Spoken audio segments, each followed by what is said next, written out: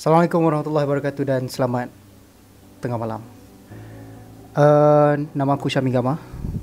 So kita nak bincang satu benda yang penting dan korang kena tahu tentang benda ni, which is berkenaan dengan pilihan raya negeri yang akan berlangsung untuk 6 negeri yang ada: Selangor, Negeri Sembilan, Kedah, Kelantan, Pulau Pinang dan juga kita ada Terengganu. Keenam-enam negeri ni sepatutnya berlakunya pilihan raya pada November yang lepas bersamaan dengan pilihan raya umum.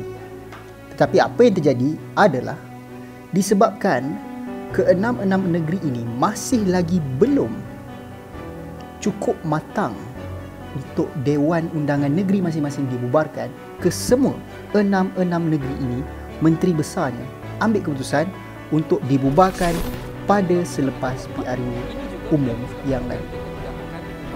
Jadi 7 bulan telah pun berlalu dan kita tengok kerajaan perpaduan yang ada pada ketika ini, kita akan nilai dan berdasarkan perkara itu, adakah ia boleh menjadi satu referendum kepada rakyat untuk menyatakan ketidakpuasan hati, ataupun ia adalah satu referendum untuk rakyat menunjukkan dan menambah keyakinan kepada kerajaan perpaduan pada ketika ini. Tapi guys, ada beberapa benda yang kita kena note in mind dulu sebelum kita nak bincang lebih lanjut. Ada benda-benda besar yang berlaku menjelang pilihan raya umum yang berlaku pada ketika ini, iaitu pilihan raya negeri. Yang pertama adalah berkenaan isu 3R ataupun race, religion dan juga royalty, agama, bangsa dan juga raja. Ada yang mengatakan isu ini adalah isu yang sekadar untuk dimomokkan kepada pihak yang satu lagi. Tapi bagi aku rasa benda ni kedua-dua pihak salah lah. Sebab ada yang melihat isu ini adalah isu yang digunakan oleh satu parti untuk menyerang satu parti yang lain. Dan parti yang menyerang itu dikatakan dia tidak berasaskan konsep bangsa, dan sebab itu mereka merasakan isu 3R itu tidak sesuai. Tapi nak katakan isu tu tak sesuai, sukar juga. Sebab kalau kita tengok di Malaysia, kita ada beberapa parti politik yang berasaskan kepada agama, yang berasaskan juga kepada bangsa. Sebagai contoh, UMNO Barisan Nasional. UMNO itu adalah sebuah parti yang wujud untuk mempertahankan hak orang Melayu dan juga hak raja-raja. Jadi Malay first and then baru Muslim later.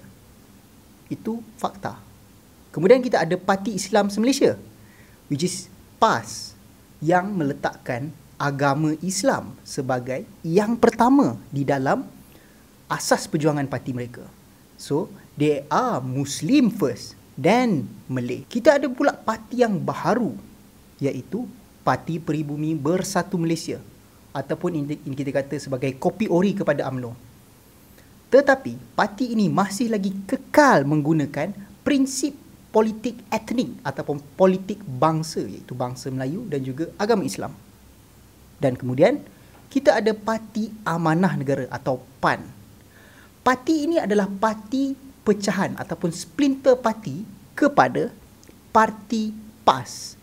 Disebabkan pada 2015 yang lalu, kita sudah pun tahu Pakatan Rakyat yang sebelum ini terdiri daripada Parti Keadilan Rakyat PKR, kemudian kita ada Parti DAP ataupun Democratic Action Party dan PAS. Disebabkan pertelingkahan dan juga kesalahfahaman di antara kedua-dua parti, iaitu PAS dan juga DAP, yang tidak bersetuju dengan prinsip-prinsip asas. Dan kita ada pula parti yang tidak berasaskan kepada bangsa, iaitu seperti Parti Keadilan Rakyat dan juga Democratic Action Party. Kedua-dua parti ini walaupun menerima banyak, kita kata, pandangan yang mengatakan mereka memperjuangkan satu-satu bangsa, contohnya PKR yang lebih kepada dominantly adalah Malay dan juga DAP adalah dominantly adalah Chinese, tetapi asas perlembagaan di dalam parti mereka tidak mengkhususkan perjuangan berasaskan satu-satu etnik. Itu adalah fakta yang perlu kita pegang. Jadi, untuk mengatakan bahawa isu 3R ini bahaya untuk dan tidak boleh untuk kita mainkan di dalam politik Malaysia, pada satu tahap, dia adalah satu benda yang salah sebenarnya. Sebab kita kena tahu, kalau parti-parti yang berasaskan bangsa itu, berasaskan agama itu, tidak bercakap atas kapasiti memperjuangkan sesuatu bangsa atau agama, mereka nak bercakap tentang apa lagi? Kalau mereka nak berkata tentang polisi satu sekalipun, tentunya polisi itu perlu dilihat daripada lensa sesebuah bangsa ataupun lensa sesebuah agama. Cumanya, apa yang menjadi masalah pada ketika ini ialah bagaimana parti-parti yang berasaskan etnik ini menggunakan isu-isu 3R dalam keadaan yang ekstrim. Sebagai contoh, apabila Menteri Besar Kedah iaitu Sanusi Muhammad Noor yang menggunakan pentas ceramah pada satu ketika di Kedah untuk membandingkan Sultan di antara Sultan Kedah dan juga Sultan Selangor yang telah melantik, kita katakan, menteri besar yang tidak sehebat seperti diri dia. Walaupun itu adalah satu ucapan yang kita tidak dapat lihat secara terus, apa yang Sanusi ataupun MB Sanusi kata itu menjurus kepada Sultan Selangor, secara tidak langsung kita telah dapat membaca bahawa MB Sanusi telah sentuh kepada isu yang sensitif, iaitu institusi Raja Melayu. Negeri lain pula tu.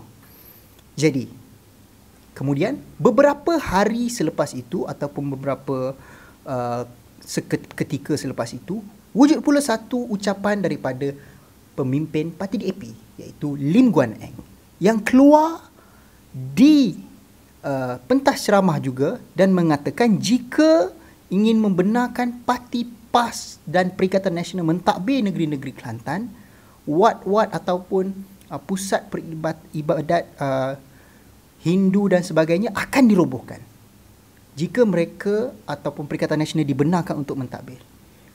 Sekali lagi, kita dapat lihat kedua-dua parti ini menggunakan isu 3R untuk memenangkan naratif kepada parti mereka. Nak tak nak, kita katakan isu ini adalah isu yang seksi.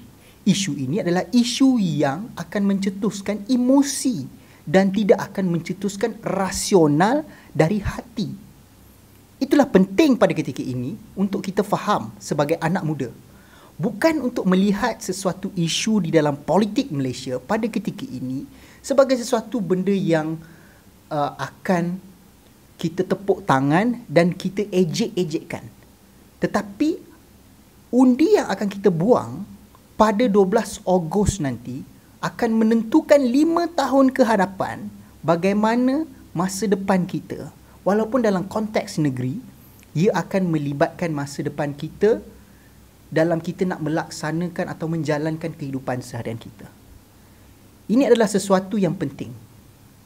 Sebab selain daripada isu 3R yang bermain, kita juga melihat daripada Perdana Menteri kita sendiri yang kadang-kadang kita tidak melihat satu polisi yang konkret. Sebagai contoh, polisi yang berbentuk ekonomi kepada anak muda.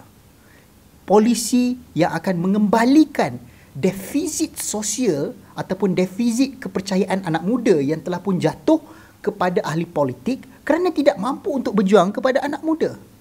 Lihat sahaja apabila data yang terkini, lebih 30,000 pelajar-pelajar SPM yang tercicir dan tidak masuk ke sekolah, dan juga tidak kita bedah lagi bagaimana berapa belas ribu atau puluh ribu anak-anak muda kita yang mengambil SPM dan tidak lulus bahasa Melayu dan sejarah, sekaligus tidak membenarkan mereka untuk memperolehi sijil SPM.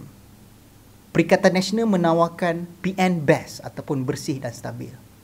Kerajaan perpaduan dibentuk atas dikri ataupun titah yang di-Pertuan Agong untuk memastikan kestabilan politik negara. Namun, kita kena tanya balik kepada kerajaan. Kita kena tanya balik kepada ahli politik kita. Adakah mereka benar-benar nak buat kestabilan politik? Adakah mereka benar nak mentadbir negara ini bukan atas ketamakan dan juga gelojoh untuk ada kuasa sahaja. Sebab itu,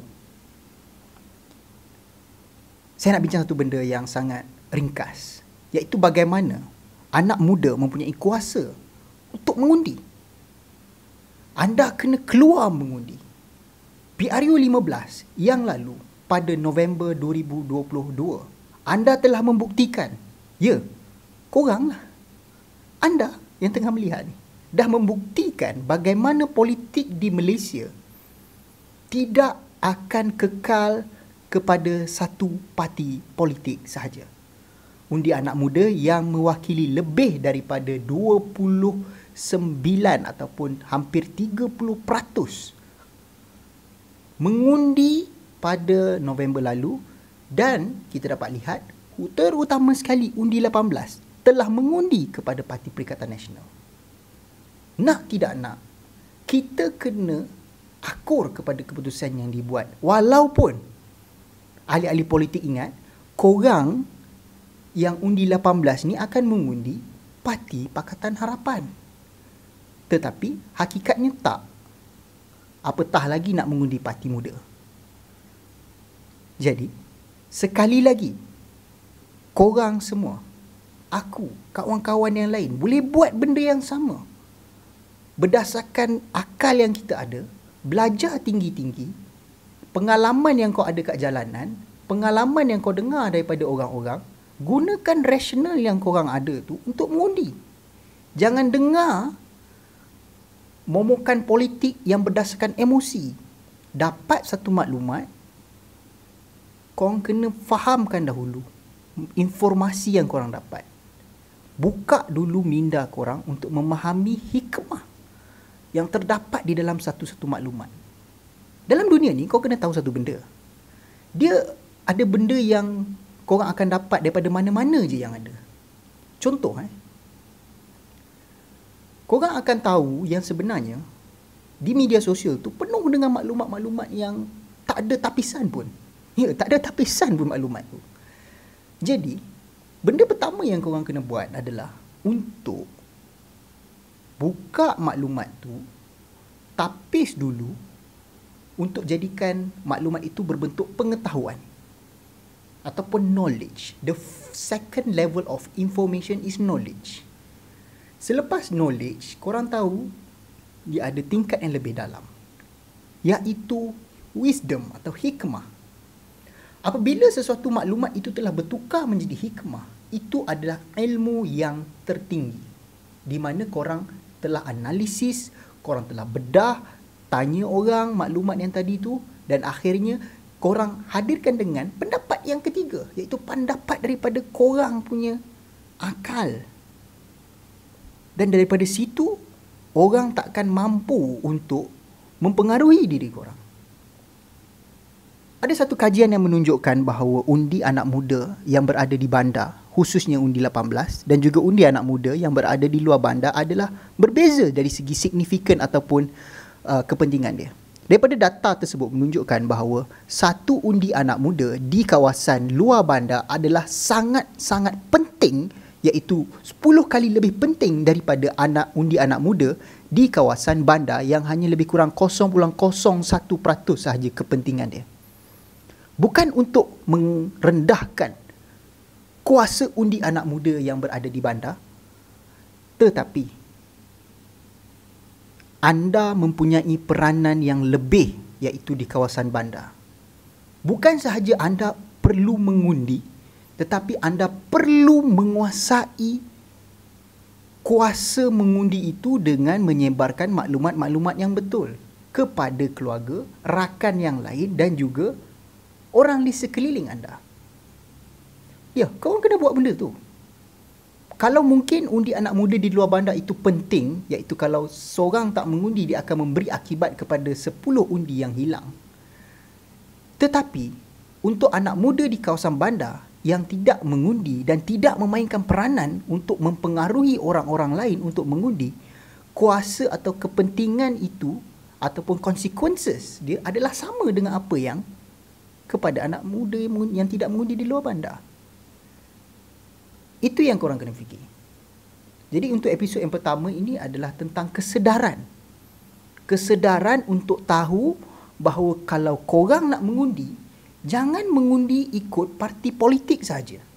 Jangan mengundi ikut manifesto sahaja. Jangan mengundi ikut nafsu dan emosi sahaja. Tetapi rangkumkan ketiga-tiganya. Aku bagi contoh yang paling senang lah. Korang akan mengundi di Parlimen Parlimen Bangi ataupun Dun Sungai Ramal. Kita ambil Dun Sungai Ramal. Yang bertanding ada 3 calon sebagai contoh. PN dengan PH. Dan ada bebas. Apa yang korang perlu buat yang pertama? Kenal dulu siapa calon itu. Apa tawaran yang diberikan? Pernahkah calon itu bertanding dan menang kawasan di sebelum ini? Apa kredibiliti dia? Apa jasa dia kepada komuniti kat bawah, dekat kawasan kau? Pernah ke dia jumpa kau? Kedua, parti apa yang dia pakai baju tu? Tengok pula dari sudut sumbangan parti itu kepada komuniti engkau. Apa tawaran parti itu kalau dia menang satu negeri ini? Catat dan tulis benda tu. Fahamkan, dengar ceramah politik. Dapatkan berita bukan daripada satu bahagian, tetapi dapatkan daripada keliling kawan-kawan kau yang menyokong parti ni, parti itu dan sebagainya. Dan yang terakhir, gunakan akal yang korang ada untuk digest and analyse setiap maklumat yang korang dapat, untuk hadirkan dengan maklumat di dalam diri korang supaya yes, aku undi parti ini because ataupun sebab aku tahu dia boleh buat kerja dan aku tahu apa yang dia boleh buat kalau dia menang. Jadi, apa yang korang akan jadi selepas itu ialah korang tak akan menyesal korang undi parti tu. Korang tak akan menyesal kalau apa-apa yang terjadi sebab korang dah undi dengan kesedaran yang terbuka. Your consciousness is at a very top level. Korang dah undi dengan sedaya upaya korang. Jadi, episod ini, yang pertama ini adalah untuk mengajar korang sebagai anak muda, mengajar diri aku sendiri untuk undi bukan on baseline kepada parti saja. Jangan dia jadi totok kepada satu parti sehingga korang melihat itulah yang benar, yang lain semua salah. Kewalaan, ketaksuban kepada satu parti dan juga kepada satu kelompok akan membutakan hati dan juga akal yang korang ada. Belajar tinggi-tinggi sampai PhD ke apa, pergi ke luar negara, belajar ke 10 negara, dapat triple degree dan sebagainya, balik buat benda yang paling bodoh sekali, which is tak mengundi. Sebab korang rasa yang ahli politik ini tak tahu nak buat apa dan mereka tak ada pun keupayaan untuk buat apa-apa.